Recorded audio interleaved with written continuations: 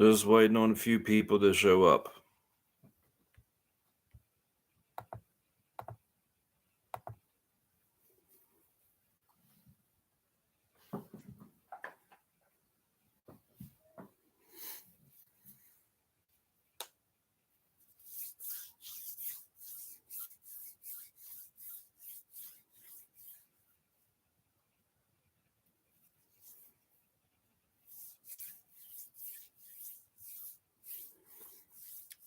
We're going to get down to the nitty gritty. All right. Of course, Sean Hannity and Sean Penn talked about the Russia-Ukraine war. Yeah. Well, Tom, I had to speak my mind because there was something stupid that Sean Penn said, and I'll get to that when it comes up. Well, I'm going to get right to it. I guess there's going to be people who's going to show up. Again, folks, I don't support the Ukrainians. I don't support the Russians. I don't support either side. I'm going to stick to my guns, and that's just that. Pure and simple.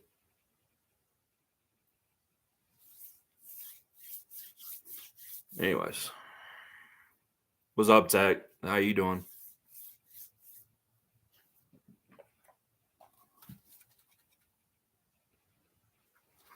Yeah, I don't give a damn about either side either. There's people saying that the Ukrainians are kicking the Russians' asses. I'm not too sure about that. I'm not too sure about that. Though I'm surprised that the Ukrainians are fighting back. That much I can actually say. At least they're doing something.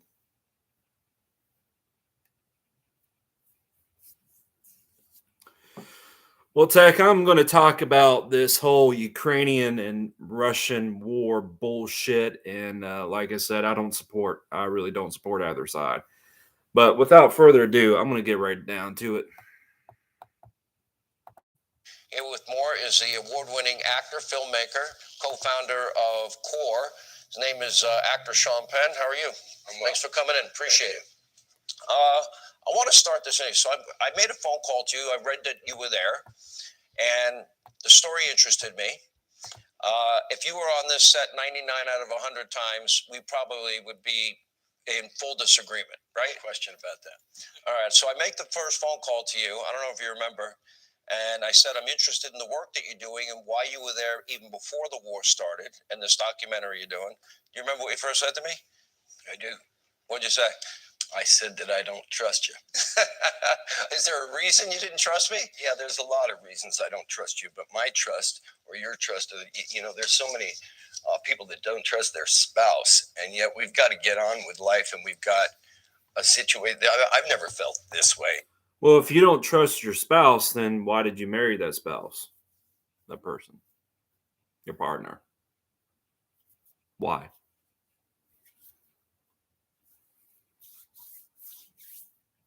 Respect, loyalty, trust, communication. I'm pretty sure there's all sorts of pillars to make a relationship work, to be successful. If you have no trust, well, guess what? That relationship crumbles. About where our country is and what I experienced emotionally in Ukraine, where it had not, we all talk about how divisive things are, how divided things are here. But when you step into a country of such incredible unity, you realize what we've all been missing. And I don't think that I've got time to indulge my lack of trust, which it becomes a petty thing as people and babies are being vaporized.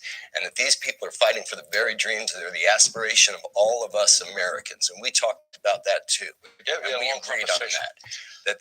That we've got to take their example of solidarity. We'll worry about what's going on in Ukraine is much more different than what's going on here. The reason why they have so much unity over there is because, well, look what's going on over there. Look what's going on. None of that's reached over here in the U.S. Political disagreements. If you ever want to come back another day, you're always invited. Here's what I want to know. You were there in November of 2021. Okay. We're not even talking about the real lead up to this conflict by that point. Right. Why were you there originally to do a documentary? What was it about Ukraine, or maybe it was about Zelensky, that interested you? Well, I think I was in a better part of the population, most Americans in any understanding of Ukraine. What was Ukraine? Who was Ukraine? Where was Ukraine? With the exception of a phone call between President Zelensky and President Trump that was made a lot of, and the fact that President Zelensky had been a comedic actor who had played a character that then became the president and then became the president. We went initially to make a documentary that would bring home a sense of Ukraine and of a profile of this president. But it wouldn't have been as interesting. And then the next thing you do is you see this buildup of Vladimir Putin on the eastern side of Ukraine. Right. You got, first we have 50,000 troops, then it's 100,000 troops, and all the military equipment. And you're chronicling all of this, and you develop a relationship with Zelensky. Yeah. Tell us, as this was unfolding, a lot of the world didn't think that Putin would do it. I did think he would. You know, I personally thought, like, what was going on? I knew Putin was going to go into Ukraine. I knew it. It was bound to happen. Really.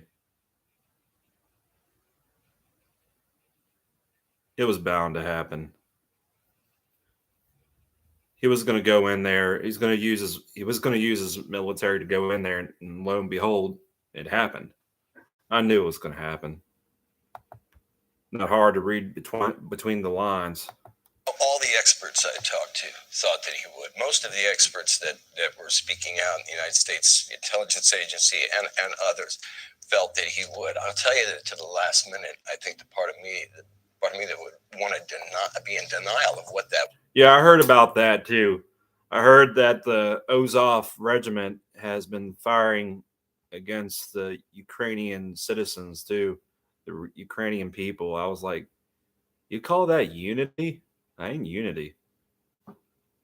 And I got to point something out. Yes, Ukraine has a neo-Nazi problem in its ranks in the military, the Azov regiment.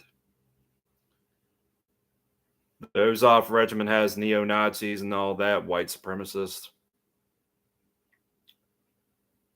But to say that the president of Ukraine is a Nazi, well, President Zelensky is a Jew. How can a Jew be a Nazi? I don't get that one bit. That would mean to Ukraine and ultimately to the world. I thought, really, is there an upside to this for him? But what I wasn't, really savvy to was that I gather you but in particular, so universally, the experts on Putin felt this was going to happen, and what didn't happen, therefore, were the preemptive sanctions on enough of a dramatic level before he was so deep in that the humiliation wasn't going to let it stop, and that you weren't going to have the simplicity of negotiations for regions of the East or Mariupol to be able to make the bridge from Crimea. And now it was going to be this full-on assault, and here we are. Okay. Prior to Zelensky, I didn't know a whole lot about Zelensky like a lot of people until the infamous phone call. I still, to this day, think there was nothing to that phone call. Separate issue. But he had taken Georgia. Putin had taken Georgia in 2008. He annexed Crimea in 2014. He has shown a willingness to annex, take over land, showing his territorial ambitions. So you get there, you're interviewing Zelensky at this time. Did he see this coming? Did he believe that this was real? Well, it's interesting because we had met initially on a Zoom call. Did you trust him? A lot I more than was me. really interested to see who he was. It's easy. Yeah. And I didn't have the baggage with him I have with you. But What is the baggage? We never met before. Go ahead. well, actually, I have as a badge. television set? No, as a badge of honor in my house. I've got the full screen that I dominate as an enemy of the state with you in the foreground. I don't remember. It's a true thing. So, but here's what happened: is that then because of COVID, once we had gotten a sense that he was very much considering giving us some kind of access and spending some time with us, we were delayed, and so then we went back. We started in the shooting in November. We went to Mariupol on the front lines, and then we also were in Kiev and talking to musicians and to get a sense of the culture. But there was the Wagner problem that was going on at the time, and so the administration was so we couldn't see him. We came back, and then this thing really escalated. So then we went, I think we got there, I don't know, roughly a week before the invasion, and we met him. I met him face to face for the first time the day before the invasion, and then spent time with him, which we document in the film, during the invasion, on the day of the invasion. And I don't know that there's a person on earth who could know that they were born for such a day, that they could rise to it. I want to make sure we're on the same page. When you say invasion, was this him taking the two region, Donbass, etc., or? Well, there were also rockets coming in. This is also when they took the airport 15 clicks out of Kiev. So it was game on. And so in him, I saw something that I've never seen before in my lifetime. That, like I said, having seen him, yes, prepared for it. Yes, hoping against hope it would not happen. But a man who'd not yet been challenged with it's happening. And the next day, I saw something that is a man, but it's a man with the adrenalized. He's the face of something that you see in all the Ukrainians we saw and talked to, whether they were in uniform, out of uniform, school teachers, even children. This extraordinary courage that's come up, and it was in his eyes, and it is clear to me that the Ukrainians will win this.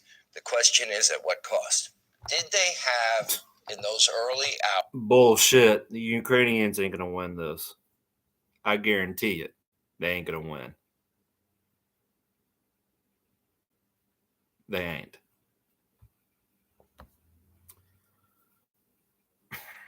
The Ukrainians ain't going to win.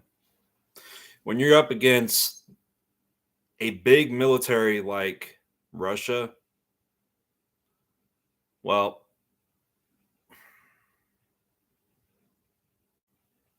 there you have it. If you're against big militaries like USA, Russia, especially Russia, and especially China, you don't stand a chance. Because it's the numbers game. You just got to know how to use the numbers that you had or have right now. Just use some kind of tactical strategy, all that kind of stuff.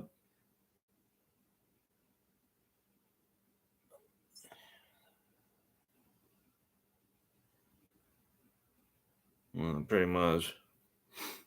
It's all about strategy. Of course, going back to the Battle of Athens in 1946, 30, 60 people with whatchamacallit,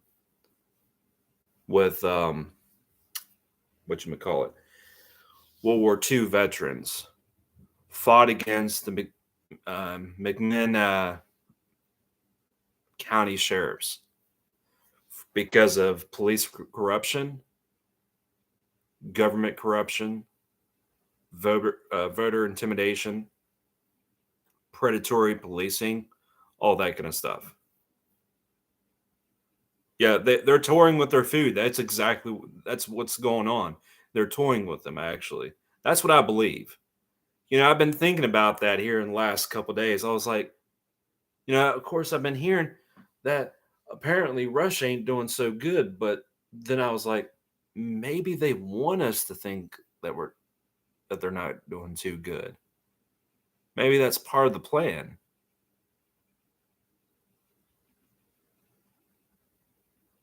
Because it's what's that special forces and the Russian military, Spetsnaz, whatever it is.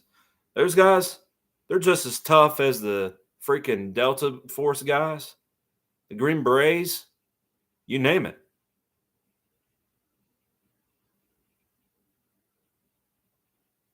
Yeah,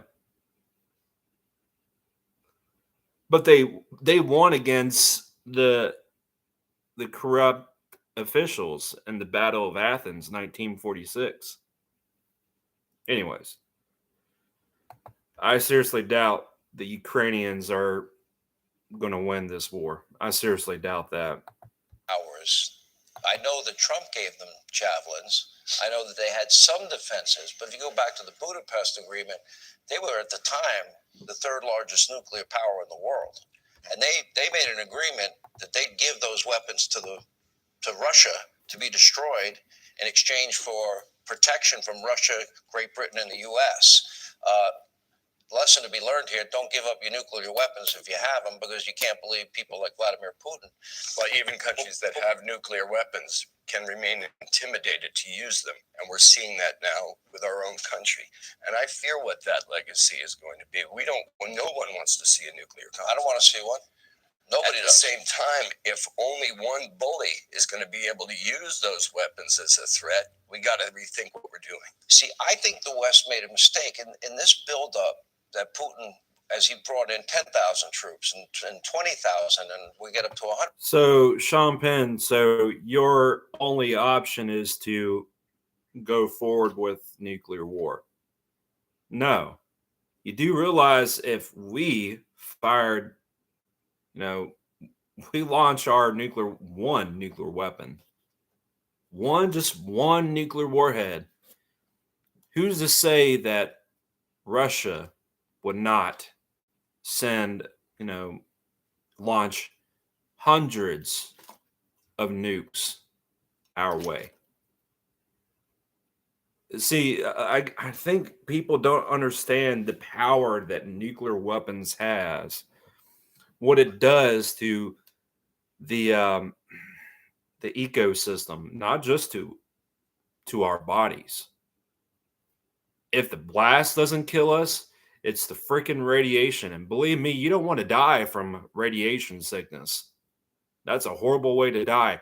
Look at the pictures on Google. There's pictures of people who died because of radiation sickness, because of what happened in Chernobyl. Y'all don't seriously. Sean Penn, you don't understand, dude. I'm telling you. I don't want a nuclear war, but when you suggest that idea to start a nuclear war, which it seemed like it based on your wording, you got to rethink this plan and all that. That tells me that that's reckless. That's some reckless bullshit.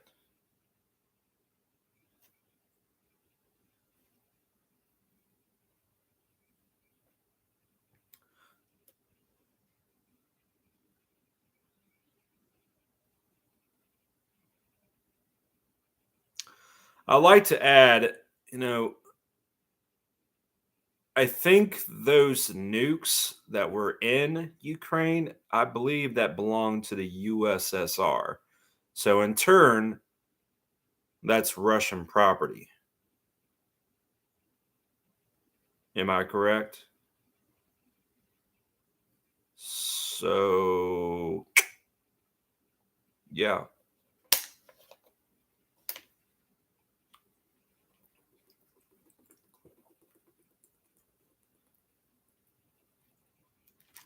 If Ukraine wants a nuclear weapon or nuclear weapons, they better hurry their asses and make their own nuclear weapons. I mean, come on. Some people, they just, I don't know, man. Radiation, man. It's a horrible way to go out in this world. Horrible way.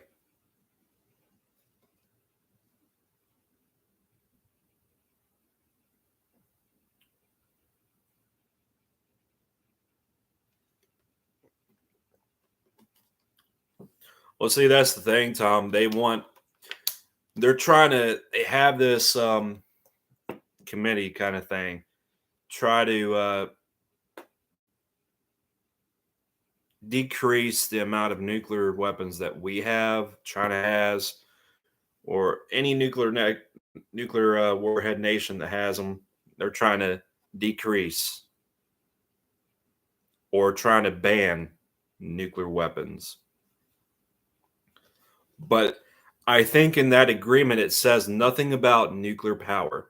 Well, you saw what happened in Japan, 2011, but that was because of the earthquake, I think it was.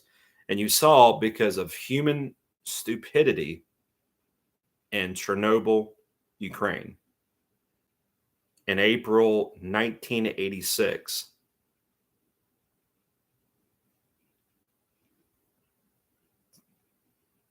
I mean, 38 years since then.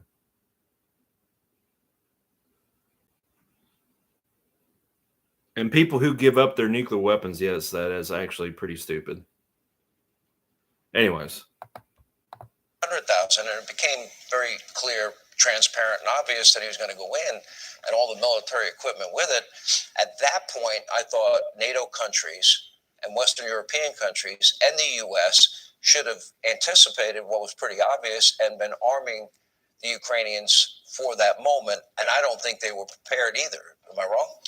Well, look, this could happen tomorrow also. We could get F-15s, F-16s, and then they can fly those with 3 weeks of training. They can fly the MiGs and the SUs now. We know that not from Sean Penn. We know that from the California National Guard, who has had a 30-year exercise training mutual with Ukraine, and we're there with the Ukrainian aviators just shortly before they were pulled out because of the politics and the policies related to this, impending invasion. So I think we really have to rethink this, because these are at this point truly humanitarian mechanisms. I want to get to what you've seen, but I want to go back to this question. Poland offered, 28 or 29 MiGs. Yeah. Every report says Joe Biden vetoed that. Forget politics. I think he made the wrong call. I think he should have greenlighted. Not everybody says he vetoed. Okay, let me go back. Let's talk about the RMS Lusitania once again. The reason why it was sunk is because it was widely believed by the Germans in World War I that it had ammunition and weapons. That alone is a declaration of war. Sending foreign volunteers, that's a direct declaration of war. You send in British foreign volunteers, that's a declaration of war. You send in Stingers, Javelins. Poland sends in MiG 29s or 31s. The U.S. sends AH-64 Apache attack helicopters. That's an act of war, pure and simple. Vetoed it, and I'm not going to. All right, whoever vetoed it. A lot of reports some people say that something that was meant to be covert got leaked and became overt, and that compromised these NATO partners. What matters to me is, and what's true is for a squadron, which is 2 squadrons is probably what it would take from everyone that's an expert I talk to end this thing, and that's about $300 million, $1 billion. 2 squadrons of what? MiG 29s? What are you talking about? Su-34s? But of course, those are like bomber fighters, I think. Or Su-35s? Su-27s, Su-30s. Everybody has this. I don't know. Everybody has this fantasy that F-22s could literally outmaneuver the Su-27. Bullshit. Bullshit. Su-27s. There's a reason why it's code name for flanker for the Su-27. You got the Su-30s, the Su-35s, the Su-33s. Now you got the Su-57 felons. The fastest jet that we have is the F-15s. Now, can an F-15 outclass an Su-27, a MiG-29, a MiG-31? Who knows? Who freaking knows? But an F-22, I'm not too sure about that. Su fighter jets are known for super maneuverability.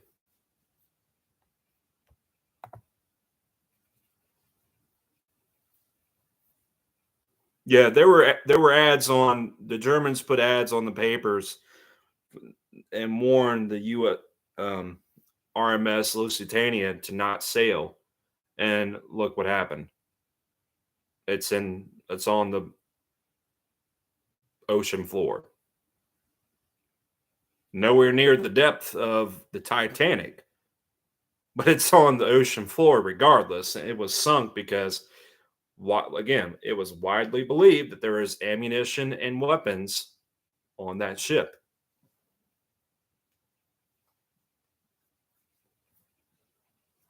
Anyways, more of this bullshit.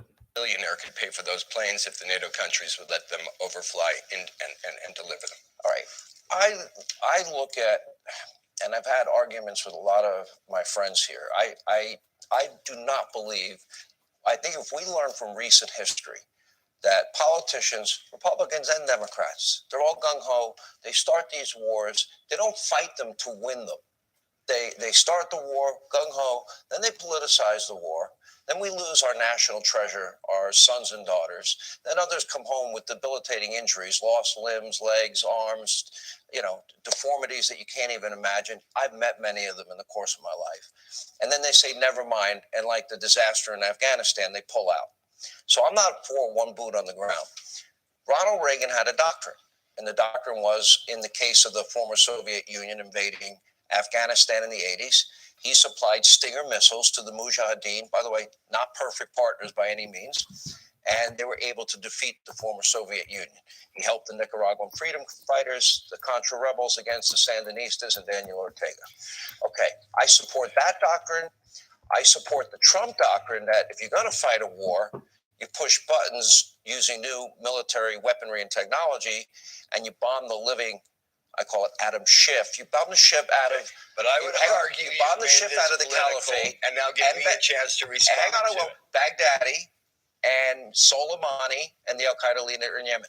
Those are two doctrines I believe in. If we were to apply those doctrines here, I believe Ukraine would win. What's your doctrine? Here's what we have to know, is that the Ukrainians are fighting to win. And they're fighting to win for the very thing that we're able to do right now, to be free, to dream. And that is what we say we represent as Americans. So we have a great example of fighting to win. There's another part of it, because we've talked about the military part of it. The civilian part of it also is that we know, you see conflict zone journalists, yes, tragically some die. But I have some of my colleagues. I'm going to finish my point. Most of them, over and over, we can watch it on TV. Why? Because you can be smart and you can know where the strategic zones are, whether it's a traditional war or not. And people can move. So can aid. And so one of the things we're not seeing by any scale, UN organizations, operating, they can. We're also talking about they talk about security for aid and supplies being resourced to civilians and the military. And for civilians, in many cases, armored vests are important. So one of the things I want to say just about what it is being there is that, of course, there are risks in a conflict zone, but it is not what we picture so often about a bunch of here we come to save the day foreigners. You take one car and one truck of supplies to that border, give that truck and those supplies to Ukrainians who aren't going to leave if you ask them to, and are going to be at risk with or without our help. So we might as well give them the help. They'll bring the supplies to where they've got to go. How is that? Well, as far as the Soviet-Afghan War goes, it was 9 years, 1 month, 3 weeks, and 1 day. The Afghan Mujahideen, it was a Afghan victory. The Sunni Mujahideen pretty much kicked the Soviets' ass big time. Geneva Accords in 1988, withdrawal of Soviet forces from Afghanistan. Afghan civil war continues. So, when you talk about the Afghan civil war to what's going on over there in Ukraine, it's a much different timeline, different times. What happened back then may not happen today, may not go according to plan today. Look how technology progressed since, I don't know, December 24th, 1979. We have guidance missiles, of course, all that.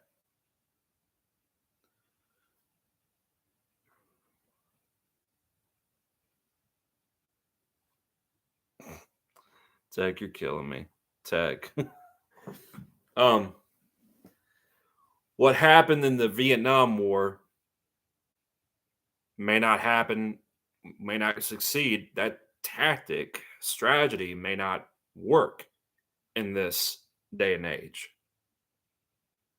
See, that's why I tell these people, you talk about civil war, and they instantly go from, oh, guerrilla warfare, just because it worked in Vietnam, just because it worked in the American Revolutionary War, and just because it worked in the Soviet Afghan War doesn't mean it's going to work here in the US again.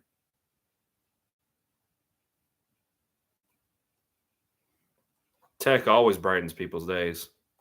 So does Tom Ellison. Everybody does. Anyways. Any different than I'm saying. Supply the drones, supply the javelins, supply the stingers. Because I'm not talking about anybody's doctrine that got us into a lot of. Well, you need more than javelins, drones, and stingers, and all that kind of stuff. You need a lot more than that. You need people. You need, let's see, you need tanks, T-72s, Russian tanks. A lot of people say they ain't that good, but when you get somebody who knows what to do in that sucker, it's a force to be reckoned with. Seriously. A lot of people say the same thing about the M1 Abrams.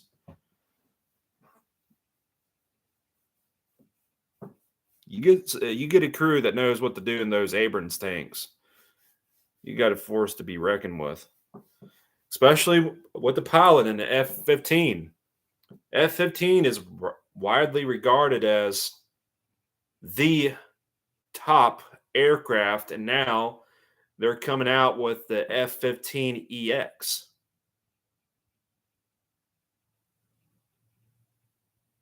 Just after, I wouldn't say just after, because they did cancel the F-22 Raptor program.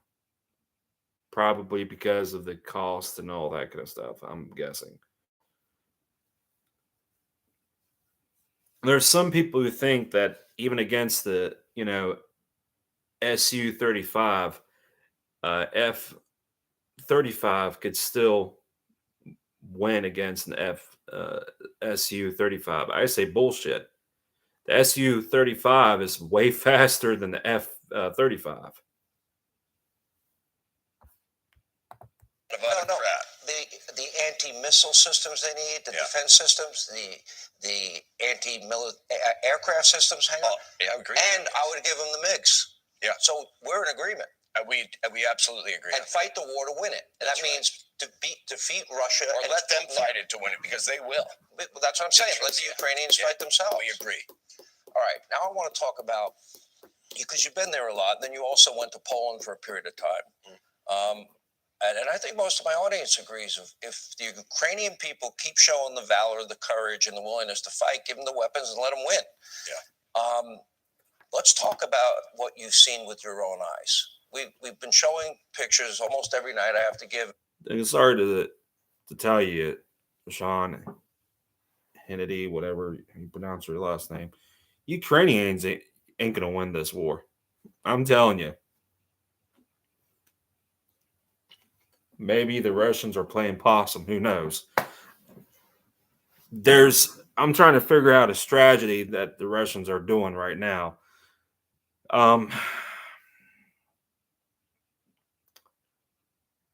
Urban warfare, see, that's the one thing that makes things complicated.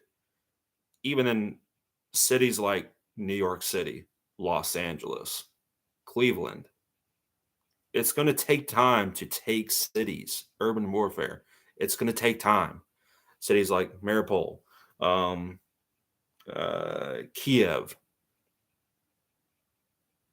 it takes time. It's not like you're out in the woods and it's bang bang done. No, it's not like that. A viewer alert, what we're about to show you is horrific and evil and on a mass scale. You've seen the mass graves. You've seen what happened to Mariupol. We've seen what happened just outside of Kyiv just in the last 2 days. You've seen, hospitals targeted, neighborhoods wiped out, apartment buildings wiped out. And I want to know what you've seen. You tell us how bad it is with your eyes, what you've seen. Well, so as we talked about, I was there originally in November. I went back and was there, whatever it is, the 37 or whatever it is, days ago when this invasion started, for a couple of days. Then went back last week. It was last week, 2 weeks ago. My time gets screwed up with this kind of travel, but to Lviv. Probably that, or it's probably going to be actually, there was a shooting in the Brooklyn subway. Surprised it hasn't taken over the news yet. Give it time.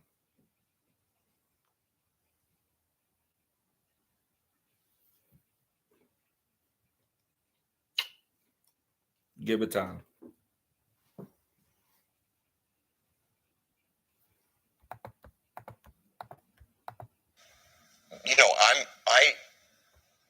When I met with President Zelensky, my colleagues and I making the documentary, when we went to meet with him, it was midday.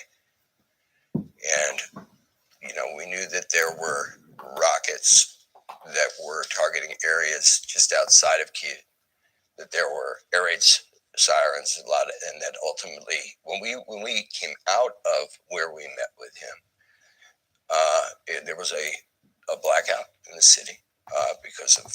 Oh, I know the Ukrainians have been shelling the Donbass. I know that, Tom.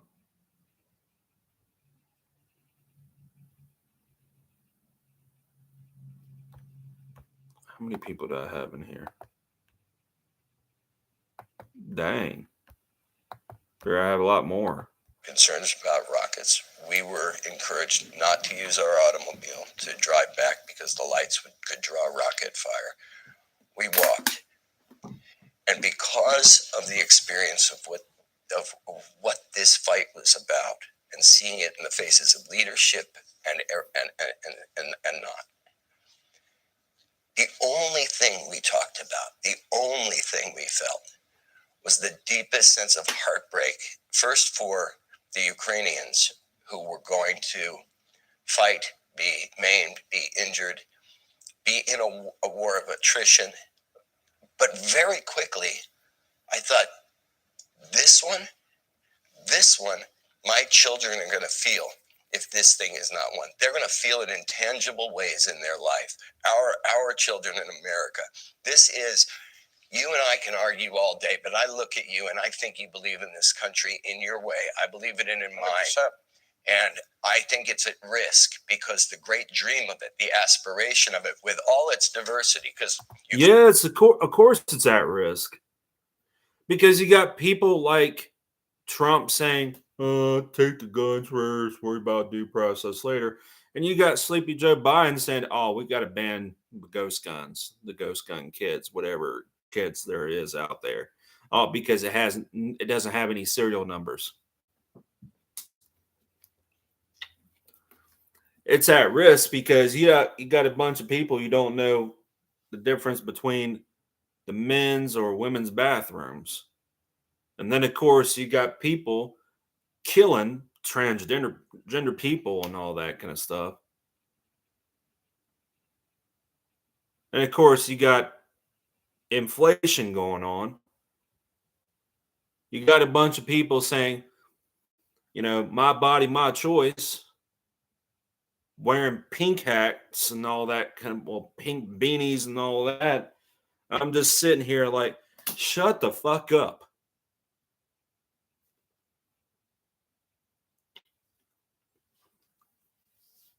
I wish it was back to 2010. I didn't have to deal with this bullshit. Ukrainians, with all their unity, they got a lot of diverse thought over there too. I think we're really at risk if we let the greatest, most historic in our lifetime fight for democracy against a gigantic superpower of military intimidation. They've done amazingly well. And with what they've had, outmanned, outgunned. Yeah, so that's what I felt from my time there.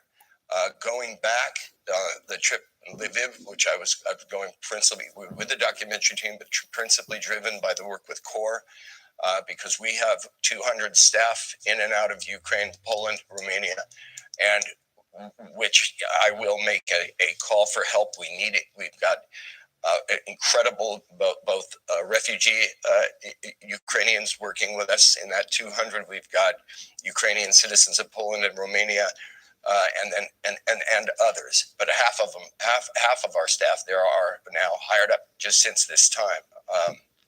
Ukrainians. So that trip was targeted on how to get supplies into, and by the way, just for your audience, there's been a little shift here in the humanitarian world, which is that up to level 4 vests, body armor, that is approved for humanitarian organizations to bring. And I will say, Ukrainians. countries like Poland has been the most impressive country of all to me in this. They've been the bravest, and they've also absorbed the most population. Here's what I want to say about Zelensky. I've been very critical over the years of Ukrainian government corruption because it stinks to high heaven to me. Separate issue for a separate day. And I watched this comedian get elected on a... Of course, the Ukrainian government has corruption in it. Any government, especially our government and the Russian government, they're all corrupt. But at the end of the day, I mean, people complain about Putin. I mean, oh, why is he doing this? Well, it's pretty obvious why he's doing all this. I mean, I'm pretty sure nobody wants China or Cuba, especially China, setting up islands near U.S. borders in the West or the Gulf Coast. Well, of course, Cuba would do that. setting up missiles, non-nuclear or nuclear missiles along the U.S. borders. That's why Putin is doing what he's doing right now. I've said it once, many times before. All right. The main goal of NATO, was to prevent Soviet Union expansionism. Ever since the Soviet Union dissolved, the dissolution of the Soviet Union in 1991, well, some people, myself included, who are of the belief that NATO should be no more.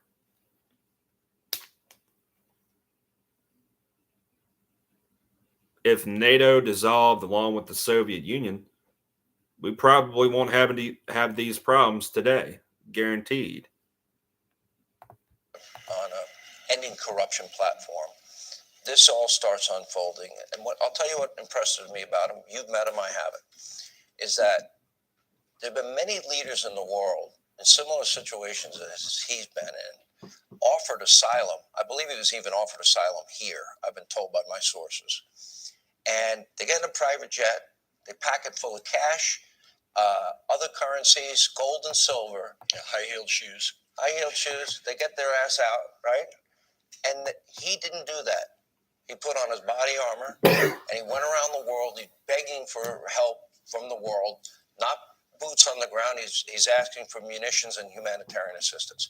Now, that to me, that impresses me because many other leaders would not have done that. I'll give you the last thought on him and what you think they need the most. I'll let you sum it up. I talked to the mayor of Kiev, who's Mayor Klitschko, who former world heavyweight champion. Yeah, read about him. This was in November. This was somebody who very well could have run against Zelensky in the next election and perhaps beaten him. We talked to a lot of people, and that seemed to be the consensus that this would be competitive. He didn't have a lot of praise for the president. Tonight, as we're sitting here, that same very powerful figure, Klitschko, has enlisted in President Zelensky, that commander-in-chief's military. He's in the fight. So it tells you everything. I mean, this is leadership. We talk about leadership. We talk to leaders. No one on the planet's been tested in leadership like this one human being. You're really emotional about this. Yeah. Well, I got to tell you something. As a conservative, forget our political differences. I don't want to see one more dead kid in the street, one more innocent woman or man dead. I don't want to see any more images in my lifetime of mass graves like we're seeing. Yeah, there or in Chicago, for that matter. Anywhere. I don't want to see it, and we can fix all these problems if we have the will and desire to, I believe. We're the greatest. Well, get rid of Chicago's gun ban. That'll get rid of needless killing in that city. Get rid of the Chicago gun ban. Seriously. Guarantee you. Allow people to protect themselves. Carry guns out in public in Chicago. Chicago's a dangerous place, folks. Country on earth. And I think the Ukrainians will win. Western Europe and America needs to supply them with the weaponry to win. If they do, they'll be defeating, in my view, evil in our time. And that's following the Reagan doctrine and, frankly, the Trump doctrine, even though you don't care about doctrines. You know what the Hannity doctrine is? I'll give it to you quick. If you invade a sovereign country, you forfeit your right to lead a country and you forfeit your right to live. Meaning Vladimir Putin has forfeited his right to live. That's a war of words right there. You do realize when you say that bullshit that Vladimir Putin lost the right to live? That right there, I mean, you're talking so much shit. Russia has a lot of nukes, a lot more nukes than we do. Probably NATO put together.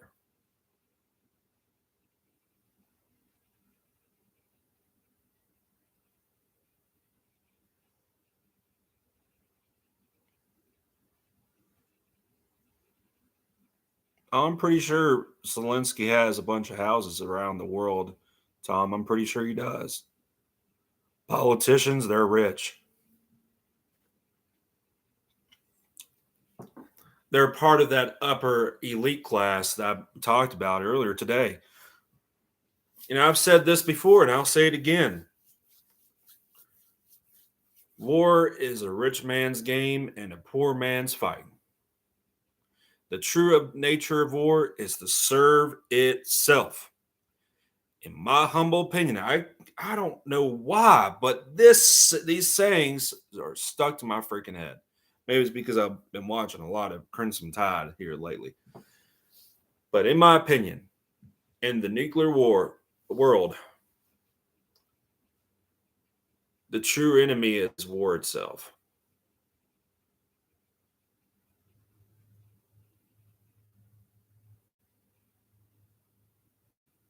That's a fact, folks. That's a fact.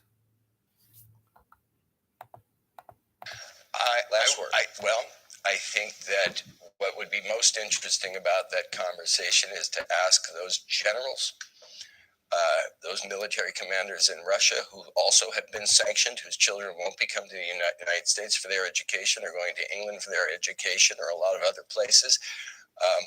If I am, I don't want to invest in the conversation. Not that I don't have it privately about my feelings about what direct action should happen to a leader who does that.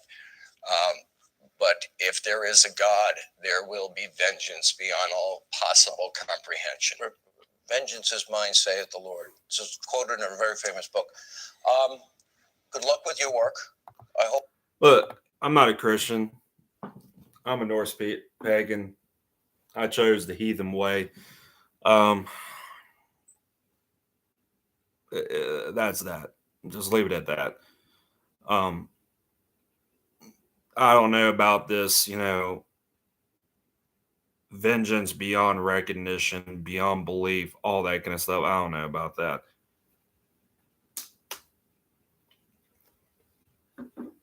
I just don't know. I have nothing to say about that.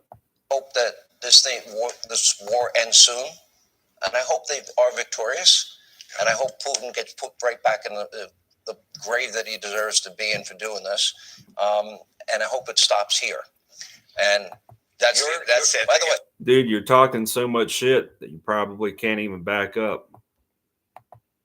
We gotta ask you're never going to do it, but you are invited. That's Sean Hannity saying all that. I hope Putin goes into his early grave and all that, dude. You're just don't bite off more than you can chew. That's all I got to say. Don't write a check your ass can't cash, because who knows? Maybe 2 hours from now, Russia could launch their nuclear missiles on us. And then what do you have? Bam. You got retaliation. U.S. launches their nukes and all that. Not saying it's going to happen in two hours from now, but it could. But there's that possibility. My gosh. That's a bad answer on the other side. You're invited to come back and talk, but you'll never talk politics with me on this show, will you?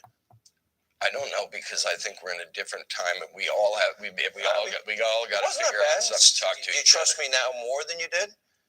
I'm not gonna weigh in on the Putin thing. No. You said to me first, I don't trust you. That's what you said to me. Do you trust me that I keep my word? You absolutely kept your word, and I. So why don't you trust me? You know what happens. You really care about someone's trust? Do you really care if someone trusts you?